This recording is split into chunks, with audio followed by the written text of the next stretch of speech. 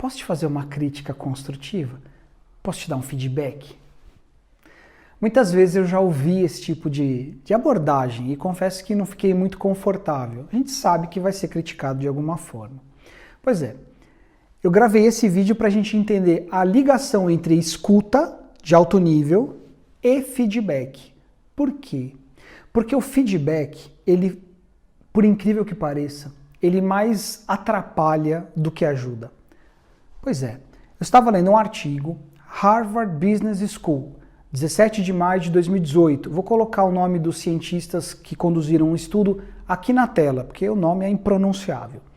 Pronto, e eles constataram, lendo 607 estudos, que em 38% dos casos, como eu falei, caía o desempenho. Eu falei, ótimo, tá muito fácil de entender, ninguém gosta de crítica. Só que não era somente feedback negativo, tinha feedback positivo também. Essa eu não esperava, deixa eu entender mais. Eles conduziram 3 estudos, eu vou falar basicamente o que aconteceu e aí você tira as suas conclusões. Quando eles começaram a conduzir os estudos, quando eles estavam pesquisando, eles entenderam o seguinte: a pessoa que está recebendo o feedback, por que ela sente mal e por que acontece essa queda no desempenho? Porque junto com isso ela recebe 3 mensagens. 1, está sendo observado. 2, eu tenho poder sobre você. 3, estou te julgando. Aí eu entendi. Falei, isso é uma resposta de gato. Gato? Perfil gato. Se você é novo no canal, clica no link acima e você vai ter acesso aos vídeos que eu falo sobre perfil gato e cachorro. Se você já é um aluno nosso, você já está com a gente há mais tempo, possivelmente você já viu. Vamos continuar.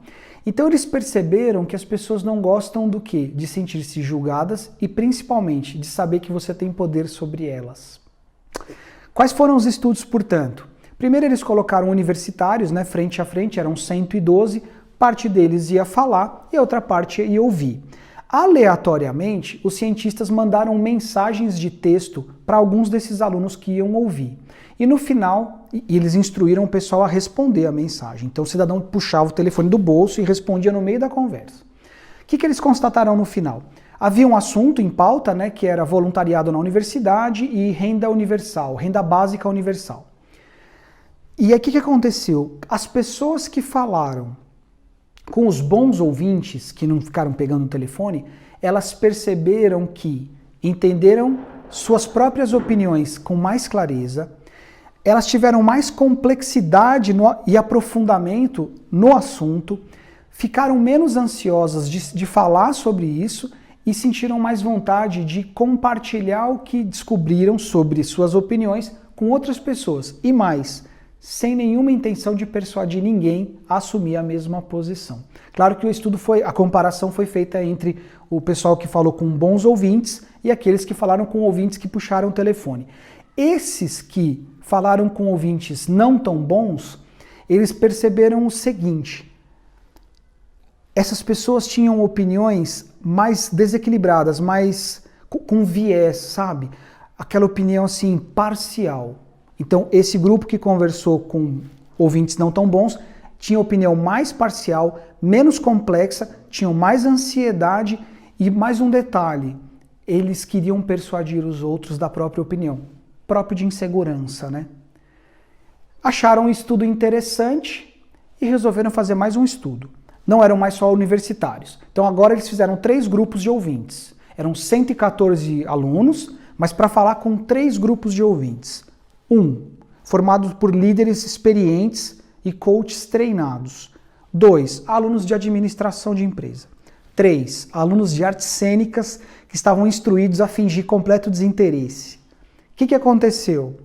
Eles conseguiram os mesmos resultados. Ou seja, quem falou com o grupo de bons ouvintes, treinados, líderes competentes, saiu mais tranquilo, mais relaxado, entendendo com profundidade o tópico que foi abordado, com maior possibilidade, maior ímpeto de compartilhar sem querer persuadir e principalmente se enxergando como um bom líder, possivelmente num futuro. Aqueles que falaram com o pessoal de artes cênicas saíram mais ansiosos, com uma opinião mais parcial das coisas e achando que tinham completa capacidade de ser gerente, líder, etc. Aí é meu ponto de vista. Obviamente, quando você vê diante de você uma pessoa que não tem atenção, que não consegue prestar atenção em você, naturalmente você se sente um degrau acima e pensa, eu poderia ajudar essa pessoa a crescer. Ponto de vista meu, não está isso no estudo. Aí eu te pergunto, se eles constataram tudo isso, por que que a escuta não toma o lugar do feedback? Por que que eu não passo a simplesmente ouvir as pessoas em vez de falar, deixa eu te falar alguma coisa, deixa eu te dar um feedback? Porque tem um viés. Sempre tem, né? Vou te contar. Os líderes, por que que eles não assumem diretamente isso? Porque os líderes têm 3 medos básicos. O medo de, ao ouvir, serem vistos como fracos. Muito embora os estudos mostrem que líderes que ouvem são vistos como humanos, líderes mais humanos, eles ganham prestígio e eles conseguem mais criatividade e mais engajamento das equipes. Por outro lado, esses líderes têm medo de ser vistos como fracos, como dependentes. Por isso que eles não ouvem sempre. Existe um segundo medo.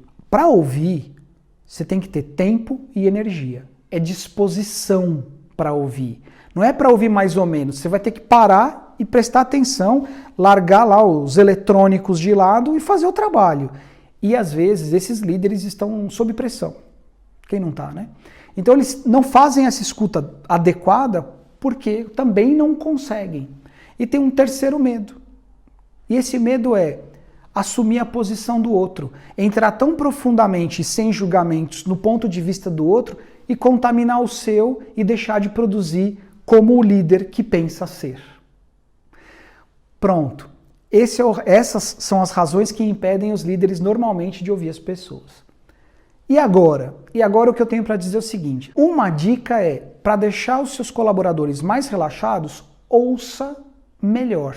E como que é ouvir melhor?